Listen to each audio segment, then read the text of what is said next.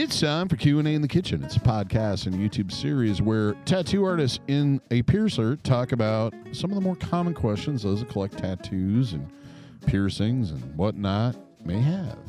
Brought to you in part by Skin Kitchen Tattoo in the Axiom Body Piercing Studio. Today we're going to talk about how tattoos and piercings help with your self-worth and self-esteem. Wow, self-worth. We're taking it there. You know, how you view yourself. I didn't bring my water wings. I don't or maybe how it can change the way you feel. You perceive yourself? Yeah, the way you say it's almost a guarantee. Okay, so that's a teaser. Let's introduce the crew. Do you remember my name? Yeah, St. John. I'm excited about this teasing thing. Well, I decided that I was going to flip it because I used to, we want to grab them right off the bat. Right, let like them know what's their neck? going on. Boom, flip it. Yeah, Like a pit bull. I haven't gone to that type of club in a while, but I'm down. Let's do it. No hands. Yeah, I don't know what kind of club you. Did that really throw you off? Yeah, First trying to warm up. Jimmy St. John, not James. Thanks. See, the reason is I used to know this guy named Kurt St. James. He was an imposter. I like James Bond. And I knew a guy named James St. James. I'm like right from the Bible. St. And John. they were both in like rock and roll bands. Like one of them was in Tenderloin. I can't remember who was in the other one. It was their Anyway, stage that's names. why Mine's my real St. name. James pop probably.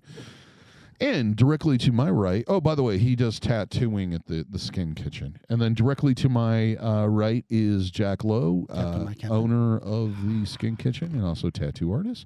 I'm DaVo. I do body piercing and own and operate the Axiom Body Piercing Studio, or whatever the hell I call it this week. And this is over here on my left is Brent Starr. He's a tattoo artist at the Skin Kitchen.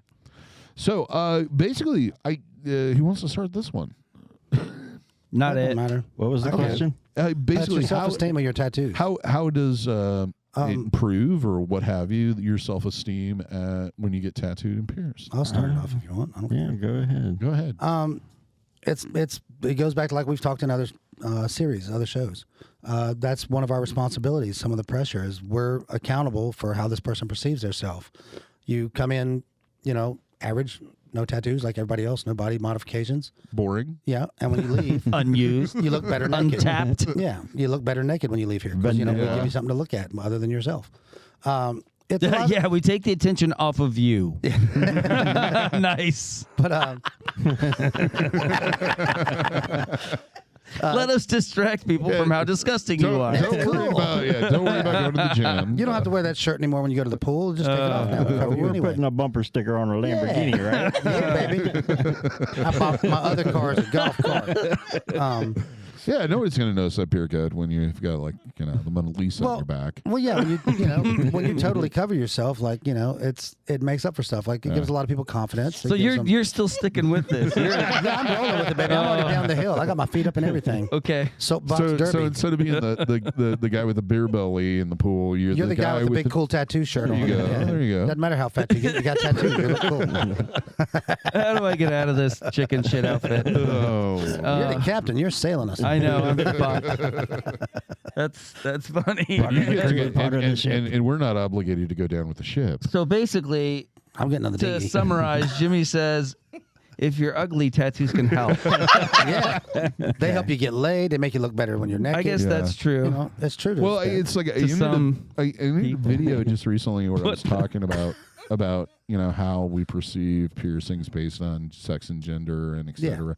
And one of the things I said was, people are always worried they're going to get hit on by somebody that's not going to be on the same wavelength than they are. Stop being so good looking. Yeah, whatever. Just take it as a compliment and move on. Yeah, it's like, you're going to get hit on more because the piercing makes you more beautiful and more attractive. Yeah. Yeah. Like I used to hate how I looked when I pulled back that shower curtain in the morning, but now that I'm covered in tattoos, it's not so bad. Right. There's something else to look at besides me. It's like if you crash a Pinto, it sucks, but okay, you'll find another Pinto.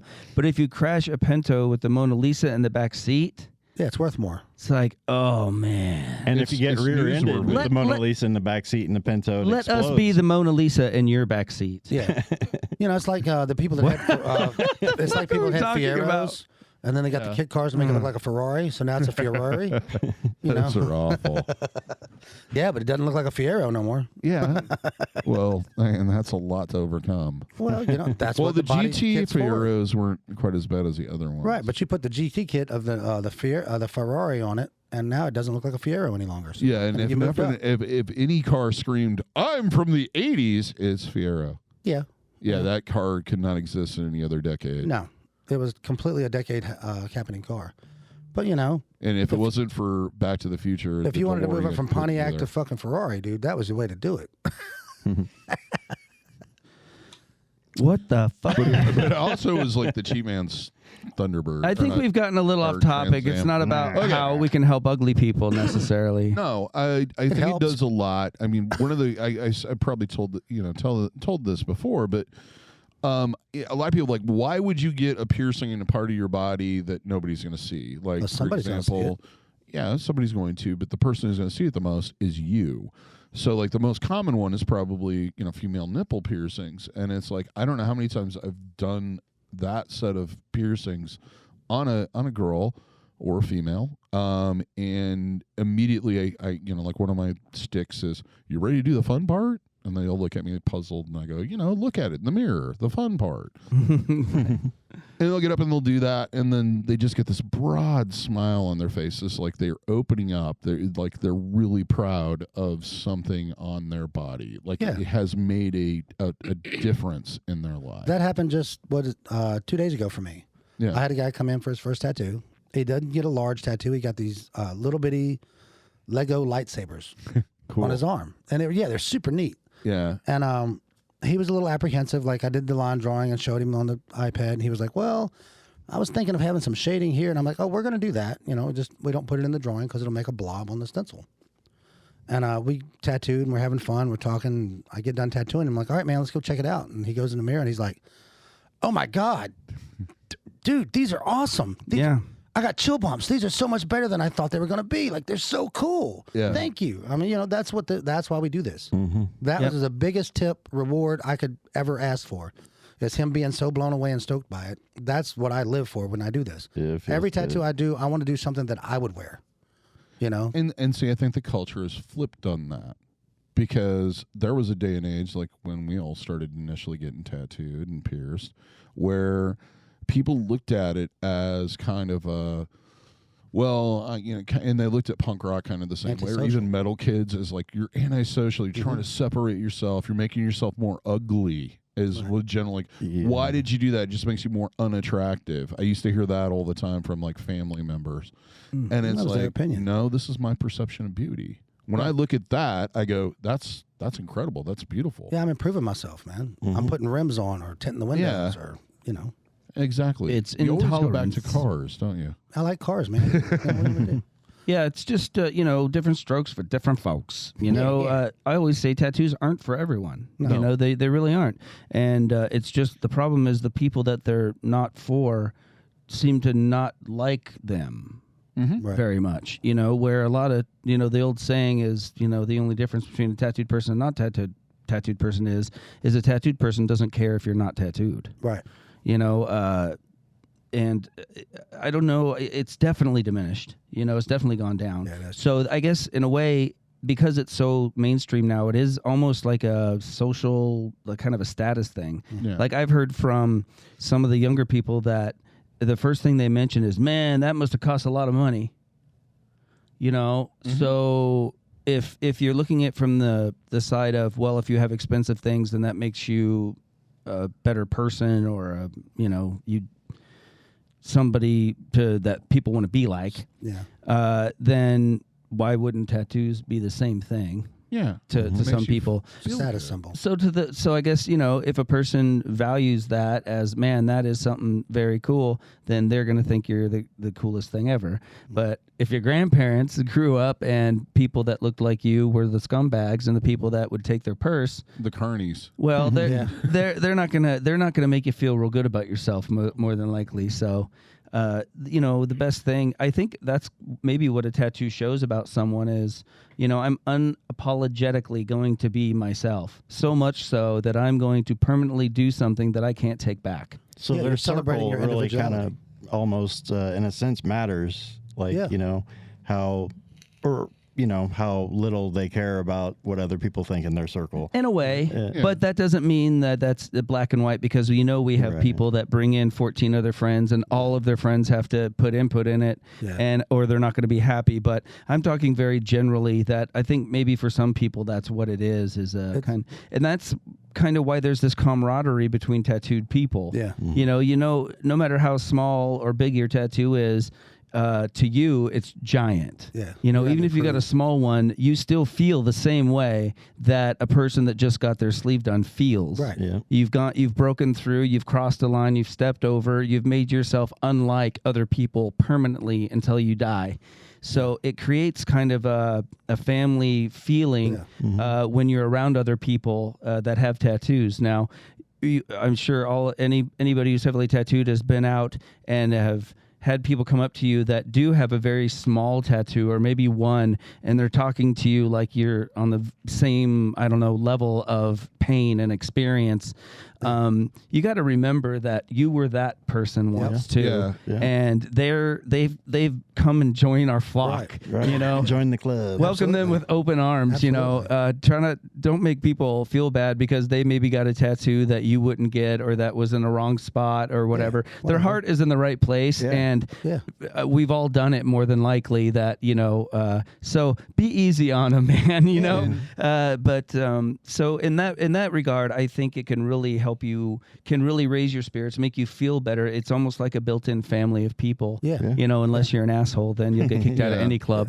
I think a lot of that comes back to, like, as humans, we tend to look at people and we look for visual clues of strangers, especially, of what exactly they're about. Right. And tattoos have kind of become more mainstream, but at the same time, depending on the style, depending on the etc. It's like flying a flag. Yeah. Yes, It's an outward expression of your personal individuality. You know what I mean? Yeah. Like, well, there's 1 in 100 that have a tattoo. Okay, well, I'm 1 in 100 that's willing to be different and stand out and say, I'm different than you other 100. Yeah.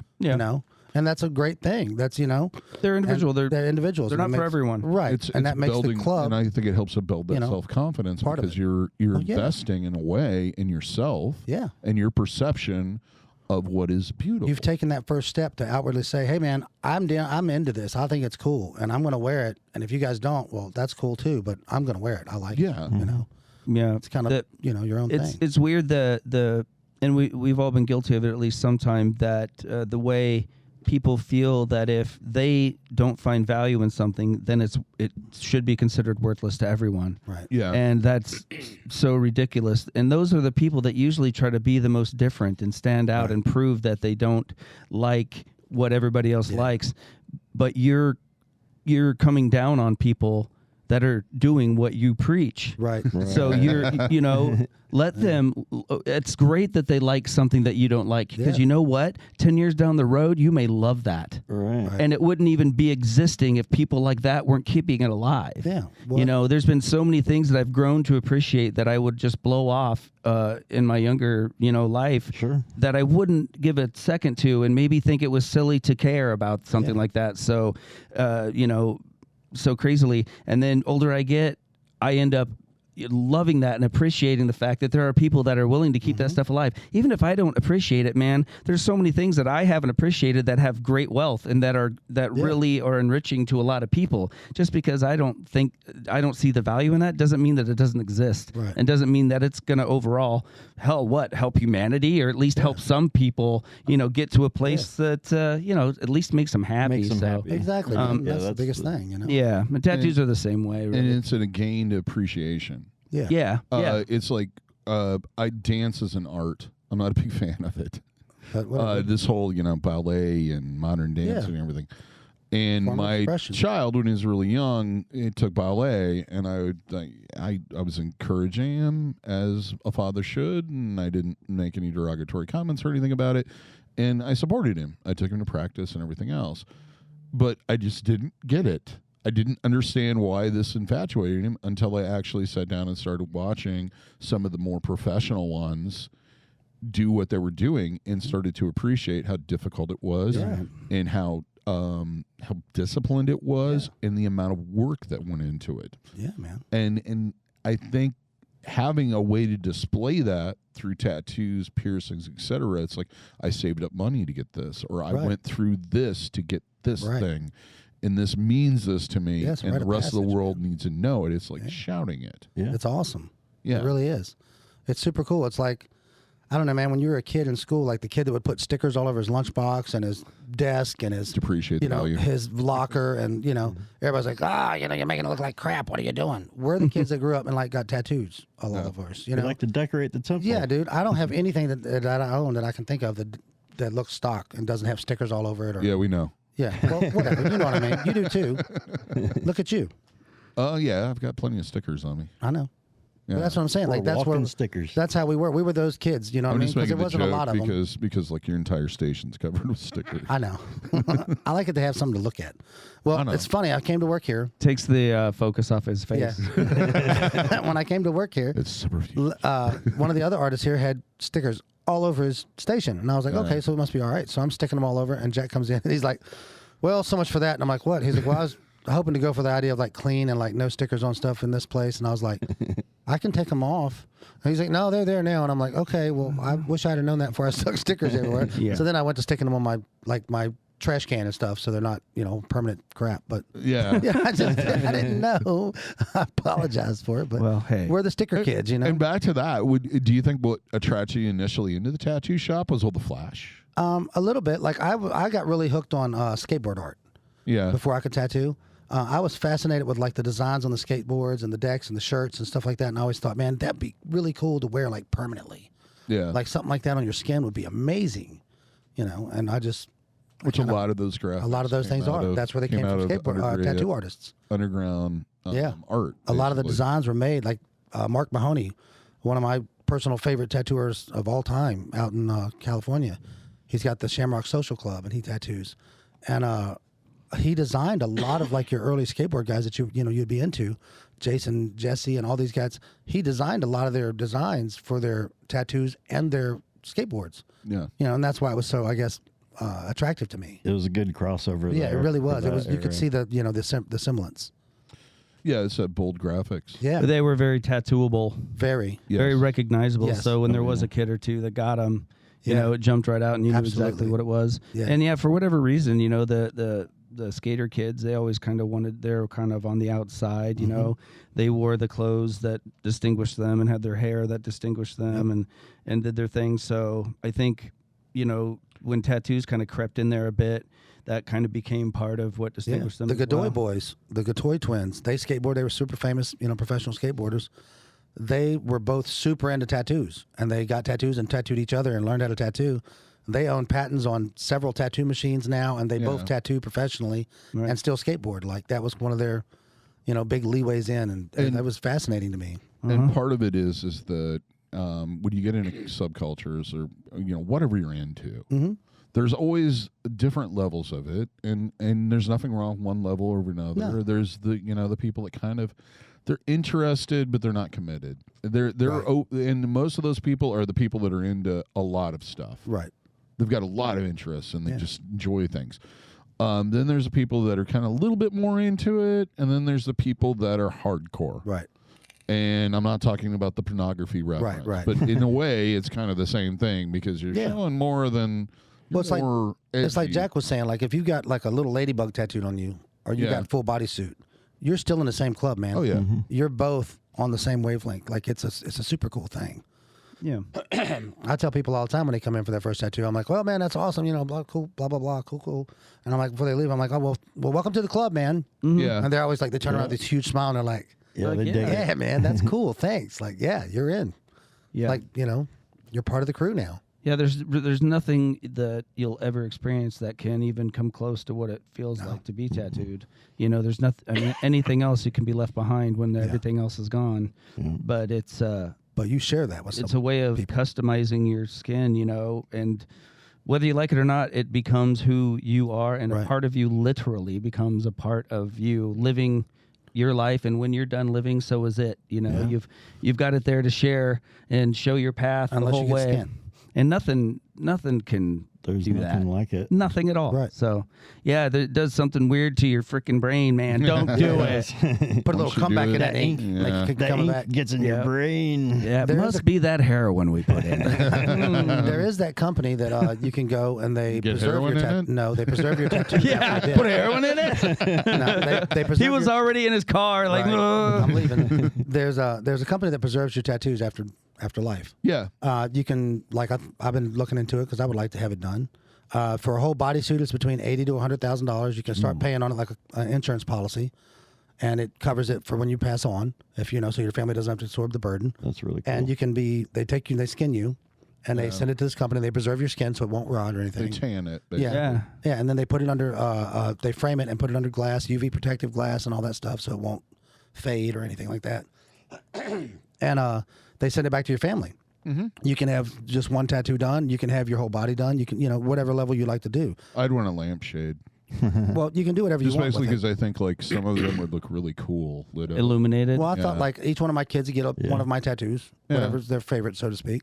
And then the rest of me, I would like to be split up and put into tattoo shops that I either worked at or wanted to work at, or so I'm around what I loved always. I told you And the it was art gonna has be to live impossible to on. get rid of him. Yeah, I'm never leaving. Yeah, that it sounds macabre and kind of gross, but at the same time, I mean, tattooing is one of the most unpermanent forms of art that exist.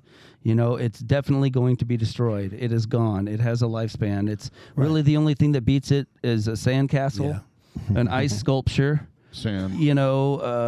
Things like that, because Sand painting. paintings can live thousands of years. And I was thinking about that, and like if you had Michelangelo or a Rembrandt, Yeah. once you became old or it became old, are you going to burn it or throw it away? No, No, it's a it lives Rembrandt. on. It's a And why do those Michelangelo. things still Passed on. exist Well, today? there's tattoo artists in this industry that are the equivalent of that right. in our industry. And maybe it'll be a traded and why thing, throw just that like piece art. of amazing Maybe we'll- art away? There's people in Europe that have bought back pieces on people that are still living. They own the art. They sit in museums on display and whatever, and they get compensated for it. But when they die, it gets taken off of them and tanned and put under Crazy. glass, and they own that piece of art. It's a So work of art it almost falls into that level of graffiti art. and when you fine really art a begin little to bit. think- Yeah. Because, which has been an It ongoing. gets destroyed, you mean? Yeah, it Yeah, gets it's destroyed never unless there somebody forever. comes along and goes, "Oh, that's art. We Right. need to save this. We need to preserve this." Exactly. The sad thing is that I hopefully it doesn't do what art seems to have done in the 20th and 21st century, which is, oh, this is profitable. Right. Yeah. Right. And you get a whole nother level of For whatever reason, but like if you had one of those master pieces of artwork, Yeah, you're not going to like burn it when it something. gets old. So like, why would you burn this collection of some very pristine artists' work when you're gone? Maybe that's part of what It could makes be. it special, because Yeah. it does have a shelf life. It isn't going to yeah. be around forever. It's not a promised thing that's always Right. going to be around. You And know, It's kinda- only you I don't can know. own that. Well, it's you know, right. Yeah. because Well, it it's started in Japan you. with the Yakuza guys. Yeah. There was a doctor that paid these Yakuza guys that were going to be put to death to take their bodysuits and preserve them and put them up. And it's really interesting because there's generations after generations that like maybe tattooing goes back to where it's not, in the limelight any longer. It's not as popular. Well, there's still preservations of you to go and look and see what used to be. Yeah, that would be. done. If tattooing didn't exist for generations and generations, and I was able to go see what the people that were here before me were doing, I would appreciate neat. seeing that. I would think Yeah. it would be really interesting. Yeah. Almost to the point to where I don't know how it would have died out unless it was made illegal. Well, they did. Don't give them on ideas, that one please. But already. they thought about it. Well, it was illegal in like Oklahoma up till a couple years ago. Right, Certain like I states. New York said. City and a few other Yeah. places. And the only real you look at the old guys, like the stuff from the 40s and Yeah. before that, if we wouldn't have had photography, Right. nobody would have known any of that existed. Right. And we don't have any idea what kind of color shading that was Exactly. really done in those. Exactly. It's Think of all the stuff we have lost. Yeah. It's Oh, only yeah. weird until it's not. Right. Just like anything. If we had never eaten a chicken and then somebody ate a chicken, you'd think they were psycho. Right. The thought. You were eating that bird? Right. Did you see what it did earlier? The thought, yeah. So the thought of filleting Grandpa and passing his skin around the family sounds kind of weird, but really, it's not any more weird than a lot of other traditions and things that humans do. So, but I could see it becoming kind of like a form of maybe considered macabre kind of off-brand art. Yeah, well, there and are people trading in that flesh type. There are people that collect various macabre objects. Well, yeah, I know that, but I just mean that tattoos specifically. Yeah. People having a room where they've got 17 different people hanging on the wall. Yeah. Well, you got shrunken heads and skeletons and skulls and whatnot. Then you get art snobs. But will it break into the mainstream kind of art? Probably not. I doubt it. It's still interesting. Some of it has. Gone in an unexpected direction here. Sorry, but that's what it's all about. That's what it's about. Yeah. You're talking about like your. But now imagining somebody that is looking back, like most common. Or as you get older, you're always going to encounter people like, oh man, I wish I was around when you were. I never had an opportunity to do this because. Well, if you were, you'd be as old as I am. Yeah, exactly. and it's a natural as adults or old people to go, it wasn't as good as you think it was. But if it's going to get to a point, if that did happen, where it's like, oh, I always wanted to get tattooed by Paul Booth, or I always wanted to get a piercing from Fakir, or this or that, where people actually collect it as kind of an homage or a way of connecting back to that past. Yeah, the closest you can get now is maybe getting on a website or going to a convention and buying artwork that they've done on paper that they've printed or whatever else, which is great because a lot of them are incredible and they have prints for sale. But imagine if somebody that got tattooed by Sailor Jerry in his heyday was had their tattoo preserved. You could go somewhere and look under glass at a real piece of skin. I'd buy that. I would too. Exactly. That's my point. See, so you look and you're like, wow, that was done by this master artist, and I wasn't alive when he was alive. It's history. But I've reveled looking at his work for decades. But that's real. But would it remain kind of like tattoo machines? Really, people that don't tattoo don't see a value, so they're not traded. I don't know. You can say that about would it break out? Yeah. I mean, we talked about this in the last episode. It's finding it depends on what it's worth to you. Value in it. I bet it would, because a lot of people outside people that tattoo obviously love tattoos and are very affected by them. So it would probably break into kind of that a little outer ring, but I could never see walking into grandma's house and seeing a piece of skin hanging on the wall. Maybe I'm wrong. But, next to the portrait of the 8 people that are dead that you never met, that you're going to promptly shred as soon as she's not with us anymore. I don't know. But there's always a buyer that will buy something that nobody else will. Yeah. You know what I mean? There's always a market for, like we were talking in the last episode, It just might Baseball cards mean nothing to us, but some people pay millions of dollars for a piece of paper with a picture on it. Exactly. Cool. Yeah. We'll just have to see if that catches on. Right. Yeah. So that's another reason it not only boosts your self-esteem, but you'll have something to give the kids. I mean, if you didn't have self-esteem and wanted to be skint and saved, your artwork saved or preserved, that's pretty self-esteem drawn right there to me, because if you're just a plain body, no tattoos or nothing, you ain't looking to get skinned and tacked out. Oh, look, there's a piece of Grandpa's arm. Here's his elbow from 1946. Here's his thumb. What's on it? Nothing. Nothing. So in a way, it's to show how much of a coward he was. It's just a piece of leather hanging there. Immortalize yourself in a way, kind of like a little piece remains. If you didn't think so much of your artwork or the way you look, you wouldn't want to preserve it. Right. That means it's showing your ego. A little bit, but your self-worth. Your self-worth, yeah. And it does become part of your personality. Yeah. At least it has for me. It almost has to. It has to. Yeah. And I have, people that don't do this professionally or aren't in the industry that identify heavily as, I'm a tattooed individual. Right. When you're describing yourself, you'll usually list things like I'm tattooed, I'm pierced, and then you start talking about your interests. And usually most of those are kind of tied back. Like, it's not uncommon to have, and I've had discussions with people about music just basically because there are some references to some obscure stuff that I wear in some of my tattoos.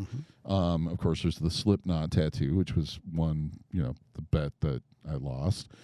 And hey, your word's your word. Yeah, I know. And I still, I did renege on part of it because I never did wear one of their T-shirts.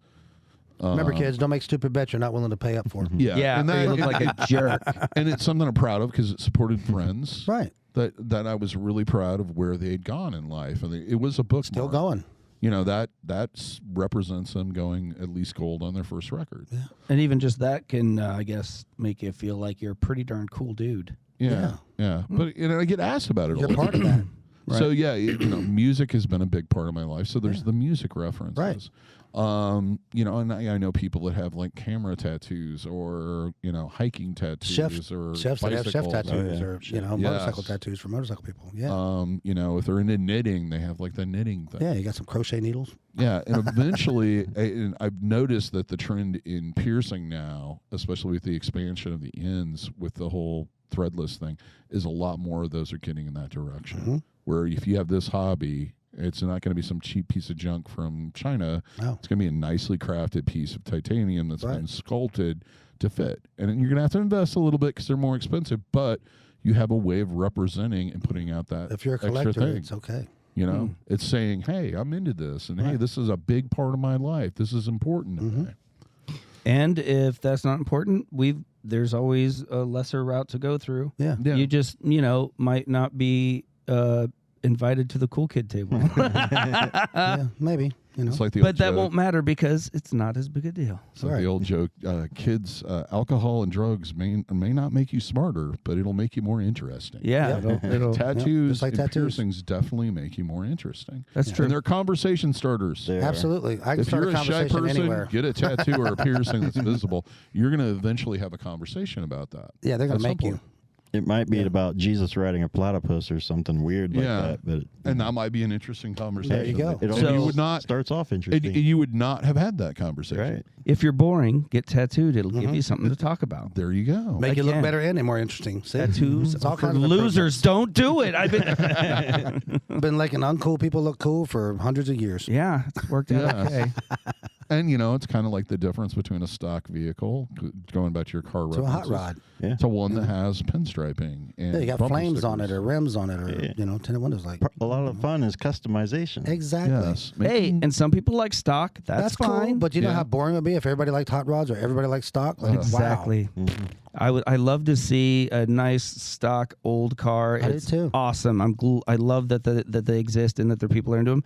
Is the same way I love that how See that people hot take rod. them and customize them and feel Exactly. like there's area to improve or make it more their own. That's great too. They're both And it's- equally cool, man. It's putting your mark of ownership. And what do you own more than your own body? Nothing. Boom. For Yeah. now. And For I now. think in a lot of ways that's why I pierced people in the past that have gone through some type of abusive relationship or what Yeah, have you you, have to move on. or a traumatic assault. Right. And part of that healing process for them was getting pierced because it was like, this is mine. It's nobody else's. Same thing for tattoos. You've had some tragedy in your life or some high point in your life and you want Health to memorize issue. it or remember it or you beat cancer or Yeah. your kid that you thought would never get out of third grade graduated college. Like, you know what I mean? It's You a know, there's healing all kind kinds of of a stuff. symbol Yeah. of the It's- healing it's that, or like, passage. Putting it to bed, so to speak. You know? Yeah. Your Chapters. chapter marks. Like Yeah. a chapter marker. It's pretty great. Mm-hmm. I think that's one of the best things about them for me personally is it just Me kind of too. I can look at them and remember where I was, who I was at the time, who was Exactly. around me. And that's kind of one of the funnest things to think about them. I tell people that all the time. They're like, well, what does that mean? Like, the skull on your hand. Like, it really doesn't mean anything, but I can tell you where I lived, what tattoo machines I was using when I was tattooing, where I worked, who I was dating, what car I drove, where I lived. Like, I can tell you everything about my life that moment Yeah. because it's a timestamp. Nobody asks a guy that owns a hot rod with a flame job on the front, what do the does that flames mean? What mean? do the flames mean? Yeah. You know, Smokey and the it Bandit? doesn't mean anything. A lot of tattoos are done, and I get because I think they look cool. Yeah. I like the artwork, and I'd like to wear it. That's it. But it still I means connect something to to that. But it marks a time in my life as well. right. And there are some times where those two things come together. I get a tattoo specifically because I want to remember an event or a time. Yeah. And so either way, it doesn't matter really what it is to me. Yeah. If I like the way it looks and I think it'll look good on a certain part of my body, I'll get it. Yeah. Yeah. But It at the doesn't same time, devalue either one. yeah, same time, I've got tattoos on me that it doesn't really matter what they are, but they mean a lot to me just Right. because of the time And and who did it. And sometimes they can bring up that just happened kind of moment where you're looking at something that you look at every day, and for one reason or another, the synapses fire in a way that reminds you of something that was going on in your life for that period of time, and maybe it's somebody that's not in your life anymore, and you've forgotten about that memory, the one time you did that right before you got the tattoo, or while you were healing it, or right around the same time, and this great memory that you totally forgot about comes back. It's probably the reason I'm so bad at taking photos. I was listening to it. It's like, I'm terrible. You know, at it. because I don't see the value in it right then. Right. You know, I don't think, oh man, I just don't think about it. And but down the road when you dig up those pictures and you see those pictures so far ago, you're so glad you have them. So tattoos can be kind of the same way. It might not be intended that you got it to remember this stage in your life or what was going on, but you do. But you will. It makes it hard to forget once you have that visual reminder. You're like, it kind of sparks your brain back to who you were and kind of how you were thinking, and it might even show you how much you've grown, or understand more how maybe younger people feel because I was that freaking kid and I was that freaking stupid. When I was younger, I was notorious for it. I'd go places like all over the world, Japan and whatnot. Hey man, you taking any pictures? No man, because I'm going to come back. I'm going to be here again. Like, duh. Yeah. Well, it's been 5 or 6 years, in between going because of circumstances, life, Corona, COVID. It doesn't matter. Whatever happens. Wish you would have had some pictures. Well, that's what I'm saying. The pictures that I did take are more valuable to me now because I look at them and I go, man, I thought I'd be just right back there. Yeah. And for whatever reason, I haven't been. Right. But I'm really glad I have this photo of when I was. Yeah. Yeah, so my problem is I end up taking photos of everybody else. Right. Well, yeah. And everybody thinks you.